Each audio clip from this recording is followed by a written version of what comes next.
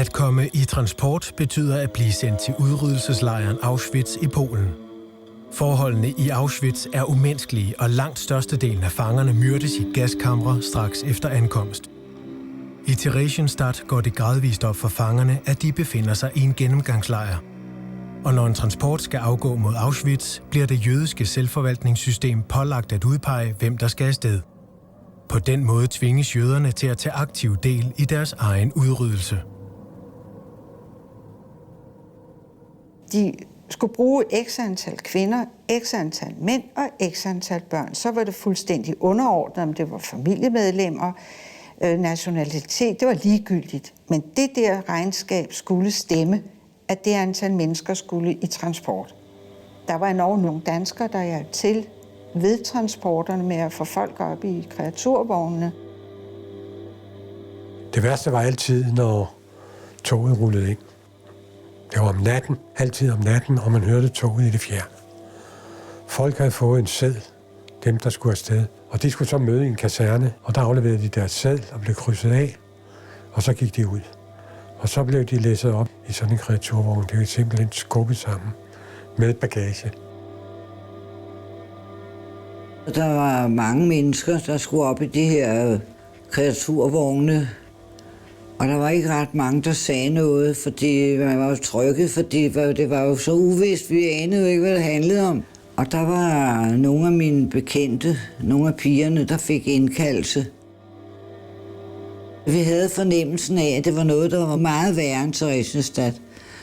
Og det var jo en forfærdelig følelse at have, når man sendte sine kammerater afsted. Så er det jo sådan med os mennesker, at vi har jo altid et håb. Vi prøver at fortælle os selv, at det måske ikke er så slemt, som man tror. En af de oplevelser, jeg havde, det var, at en gang vi skulle have sendt en transport afsted. Og tyskerne var meget nøjeregnende. Og de blev krydset af ved lister. Det var næstkommanderende, han gik rundt med en stor knortekæp. Så fik han at vide, at der manglede en. Og så skreg han, gå ud og søg efter hende, og hvis ikke I kan finde en hurtigt, så ryger en af jer andre.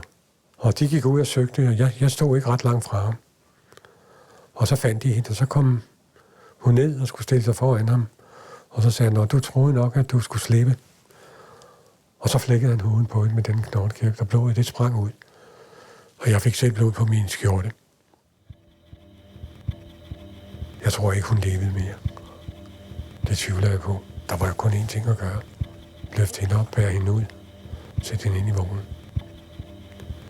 Og jeg skal ærligt indrømme, at jeg fik det på mit tøj, så jeg vendte mig om nærmest. Jeg vil ikke engang se.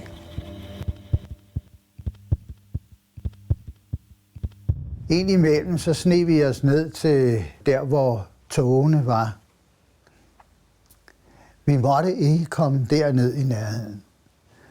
Så Jerry, han ville ikke med.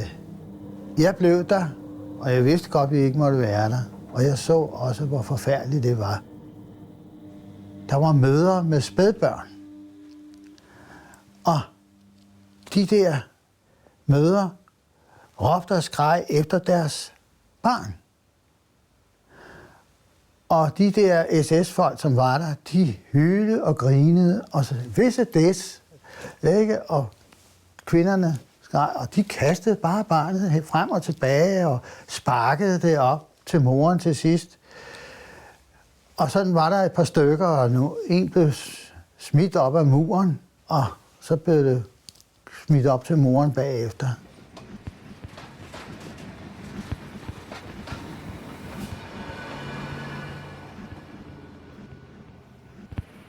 Når det så var overstået, så kørte toget.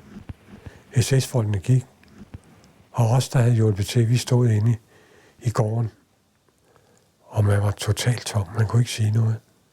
Her man stod og sendt måske 2.000 mennesker afsted til en vis død.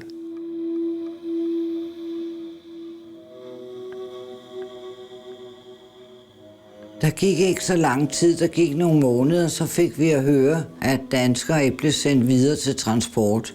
Men man tog ikke at tro på det i starten. Men det gik jo op for os, at vi så, at der ikke kom nogen danskere med. Tjekkiske og hollandske og andre slags jøder, de blev over en kamp dræbt, mens man nok havde lidt fornemmelsen af, at der blev holdt en hånd over de danske jøder i Theresienstadt. Uden at vide det, er de danske jøder i lejren beskyttet mod transport af en særlig aftale, som Adolf Eichmann, lederen af afdelingen for jødiske spørgsmål i Berlin, har indgået med Werner Best i Danmark. Aftalen betyder, at danske fanger ikke kommer i transport, men bliver i Theresienstadt. Aftalen er en konsekvens af samarbejdet mellem den danske centraladministration og Werner Best. Werner Best sørger for at undtage danskerne fra transport, fordi han ikke vil risikere, at uroligheder breder sig i Danmark, hvis det bliver kendt, at jødiske landsmænd er blevet myrdet.